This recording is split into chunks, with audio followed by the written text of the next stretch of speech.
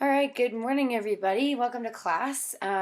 Today we are going to go over two chapters in your Serve Safe textbook, um, 7 and 8 for this week. So you read about the flow of food and food safety in regards to serving it properly, and then also we're going to go over food safety management systems.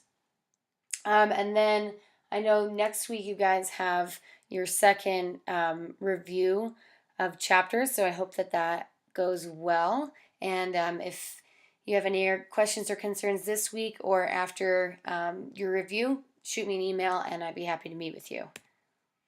So let's start with chapter 7, which again talks about food safety in regards to food service. So the chapter is going to go over um, holding food, so hot holding and cold holding, um, using time as a method of control for food safety, and then looking at both self service through operations like buffets and full service environments and maintaining food safety. So, first, we're going to talk about guidelines for holding food. So, there are guidelines for both hot holding and I guess what we'll call cold holding.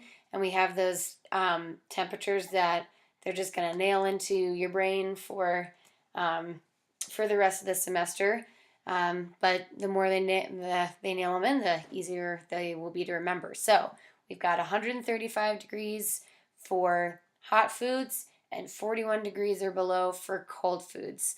Um, they do talk about making sure to use an actual um, food thermometer versus using the thermometer that's going to be on the equipment that's holding the food. So you should be actually piercing your thermometer into whatever the food item is. And they say that a good plan is to do so every 2 hours to make sure that the food is continuously held at those safe temperatures that prevent or at least slow the growth of bacteria and other pathogens. Um, and along with that, they do also talk about using the right equipment for the job. So don't use hot holding equipment to reheat food because it probably will not be able to reheat food in the amount of time that it's necessary to get it to. So that's actually a little bit of a review from last week where we were talking about how you have to heat food to a certain temperature within 2 hours and then hold it uh, for an additional however amount of time that is safe to have that food at before you need to toss it. And then they do talk about if you don't have temperature control, you can hold food at certain temperatures for a certain amount of time. And the book just discusses the importance of using labels with the temperature and the time. And that way, everybody in the staff knows what the cutoff time is when they need to discard that food because it's been held for too long and it won't have maintained its cold or hot temperature. Okay, so then they talk about guidelines for serving food for the kitchen staff and for service staff. And so for kitchen staff, this is mainly getting the food item from whatever's holding it to the plate or bowl. And so this part of the chapter is pretty brief. The main points are don't use your bare hands to get the food from the holding container to the plate or bowl.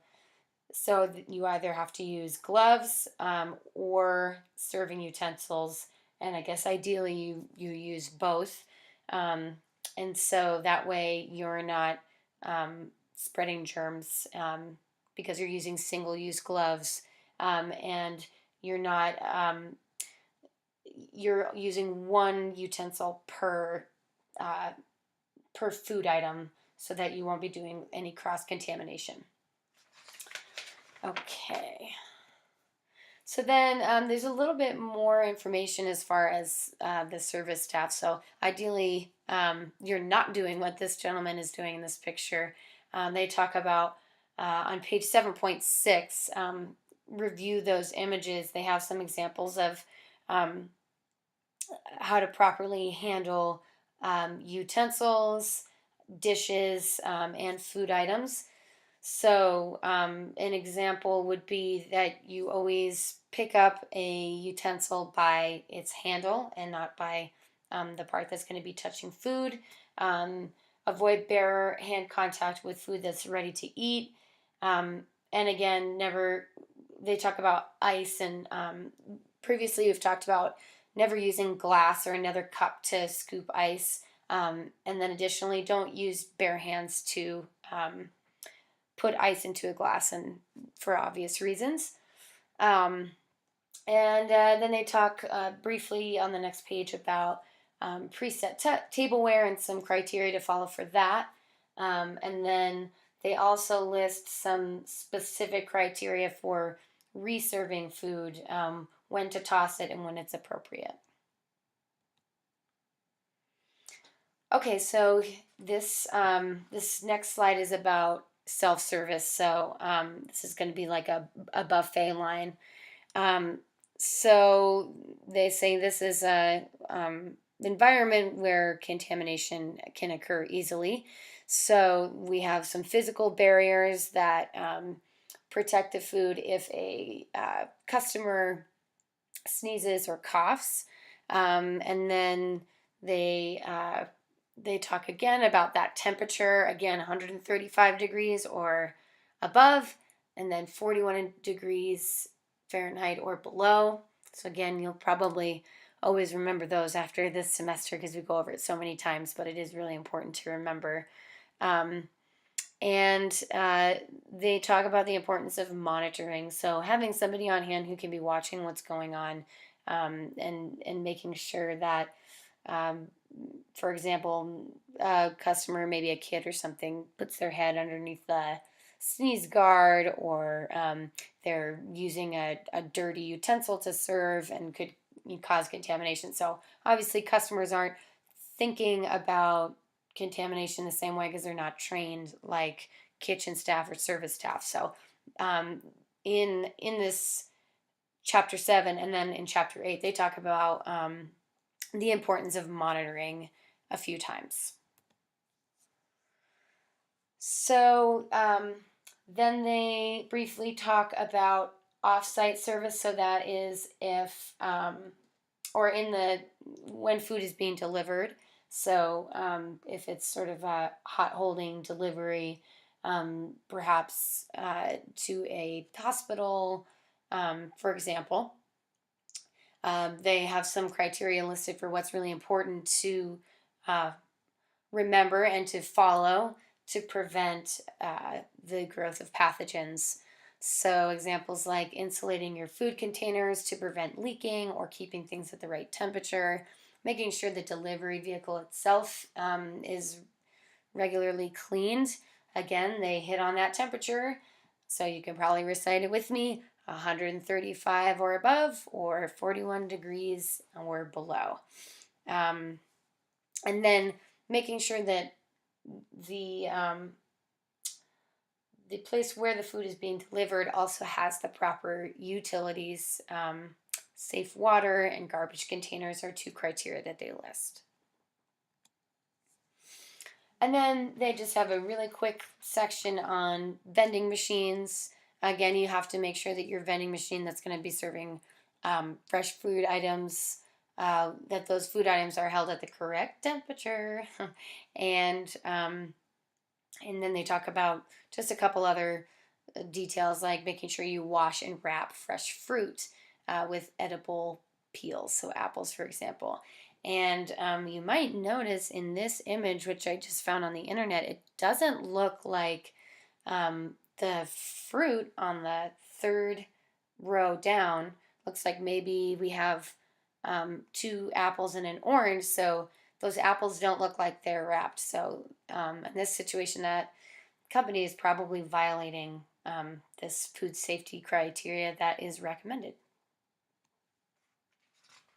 Okay, so that was chapter 7, and now we will briefly go over chapter 8. So this is talking about having proper food safety management systems in place. So this is going to cover everything from prevention to how to handle instances where we do have outbreaks. And so on that first page of chapter 8, where they always give you a real world example, there's a restaurant where a foodborne illness outbreak occurs from contaminated eggs that are put into a Caesar dressing. And they talk about how the manager follows the correct protocol.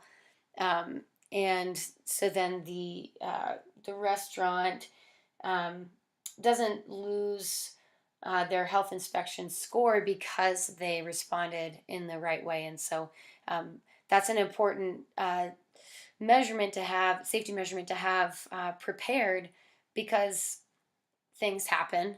And if you do respond correctly, then your business is not at as great of a risk than if you don't have some sort of food safety management system in place. So they talk about food safety management systems. They introduce the concept and the definition, which is I just copied right out of the book here.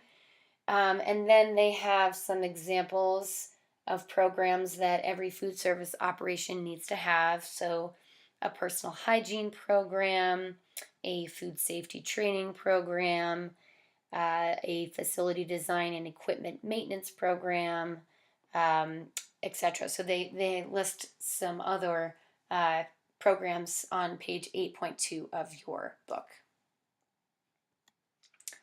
So active managerial control. So I think a big takeaway is the what they describe as a proactive versus reactive manager. So and then they have these 5 common risk factors that a food service manager is going to be aware of and going to train their staff on, and then they're going to monitor. Like I said previously, they talk about in a food safety management plan that monitoring to make sure that that these safety measures are ongoing, and that they're happening throughout a kitchen staff or serving staff's shift, that it's always happening, is really important, and that is the job of the manager. Okay. Pardon me, I'm just getting back from a cold, so sorry if my voice is a little hoarse. So then the FDA, the Food and Drug Administration, has specific recommendations for controlling common risk factors. And so I just listed them here on the slide. So these are, again, a lot of criteria we've gone over in detail in previous chapters. But once again, any food safety management system or plan is going to have all of these criteria as part of their planning and monitoring and evaluating system.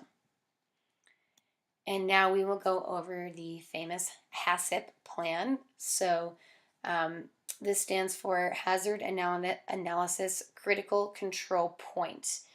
And this was a plan that was developed by the National Advisory Committee on Microbiological Criteria for Foods. And the whole point of this is to identify significant biological, chemical, or physical hazards. Again, we've gone over those in previous chapters in the book.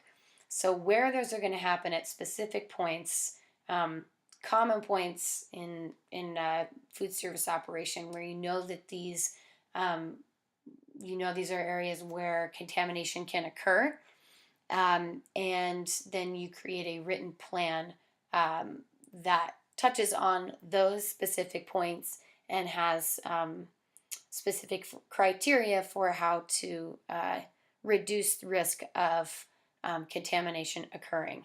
And so, um, again, the National Advisory Committee on Microbiological Criteria for Foods came up with 7 principles for how to create a HACCP plan. And so, one of the points that the book makes is that each food service operation should have their own individual HACCP plan that they've developed, because what might make sense for one restaurant could be different for another, or for any other food service operation.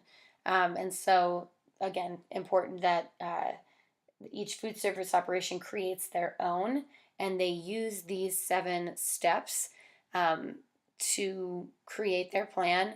And the book also makes a point that each HACCP principle builds on the information gained from the previous principles. So you have to consider all 7 in order when developing your plan.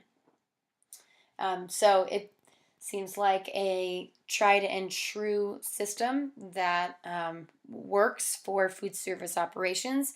And it seems like a great way to help a manager make sure that he or she is following all the correct steps to prevent and respond when a foodborne, if there is an outbreak of a foodborne illness. So I guess I'll go back here for a quick second. So then the book goes over each step in more detail with an example of one particular restaurant, just to help kind of ground these ideas in a real life example. So I'm not going to go over those just because of time. We are going over 2 chapters today. So I know that there's going to be some examples in the activity, and then just make sure that you have read through that section where they go over each of these steps in more detail. And then finally, after they go over those steps, they have this list of specialized processing methods where you are going to have a variance document. So you'll recall all of these examples here because we talked about them in a previous chapter. But again, if you do, for example, smoke your meats, or if you cure your meats, or you use or you pasteurize juice on site, so any of these examples, then you are going to also want to have a specific plan in place that might be different than the typical steps that are listed in a HACCP plan. So they just make that point to keep in mind. And that is everything for Chapter 7 and Chapter 8. So good luck on your activity. If anything is unclear, or you just want to talk about any of this more in detail, please get in touch with me. And good luck on your reviews next week. I hope they go well, and have a great week.